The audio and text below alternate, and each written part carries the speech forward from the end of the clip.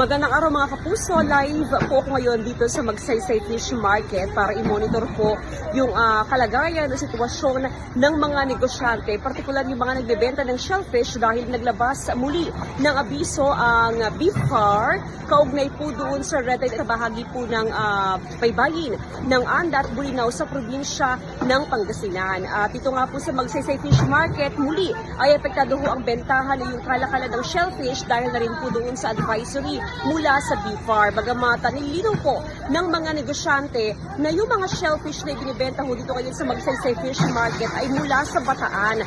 Hindi ho ito galing sa baybayin po ng Anda at ng Bulinaw. Bagamat magkaganon pa man ay sinasabi ho ng mga negosyante na bahagya pong naapektuhan ang kanilang bentahan o yung kanilang kalakalan sa ngayon dahil doon sa pangamba ng mga ibang mamimili na baka galing sa Anda o sa Bulinaw yung mga ibinibentang shellfish dito ho sa Magsaysay Fish Market.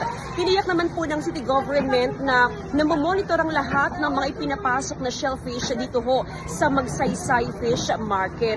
Namomonitor po lahat ng mga auxiliary invoice, ibig sabihin alam ho, natitrace po kung saan galing yung mga shellfish na ibinabagsak dito sa bentahan po ng isda sa Dagupan City.